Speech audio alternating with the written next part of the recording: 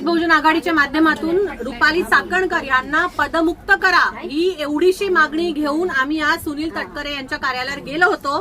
राजकीय कार्यालयावर जाण्याचा एवढाच हेतू होता, कारण त्या स्वतःहून तर काही राजीनामा देणार नाही। आपण बघितलं मागच्या एवढ्या दिवसांमध्ये त्यांनी काय तमाशा लावलाय।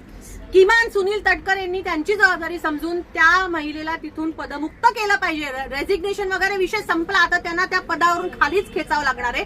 ही मागणी घेऊन शांतपणे आमच्या महिला तिथे जात होता।